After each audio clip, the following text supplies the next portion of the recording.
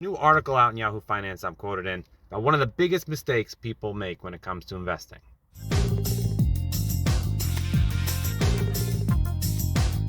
It's letting the news guide your decisions. And we've talked about this, but I'll be honest, I used to do it too. And still even a little bit now, you get caught up in a headline, you get caught up in emotions, you start kind of second guessing everything you were planning.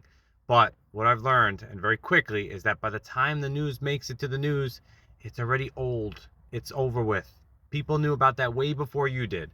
So the news isn't there to educate you. We all know this. It's there for clicks, it's there for views.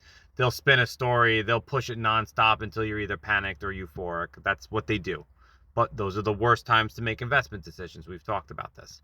But you can't ignore everything either. You can't just say, I'm not going to watch the news, because that's not the way to go. So you've got to be able to separate the data from the drama.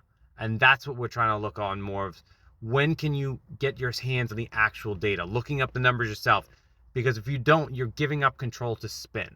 So find the reports. They're out there. If you want to see what the CPI was, dig into the actual report. Learn to form your own opinions, because once you do that, you'll have the confidence, you can create a plan. More importantly, you'll be able to stick with it when things get crazy out there, because it isn't about just having a plan that someone told you to.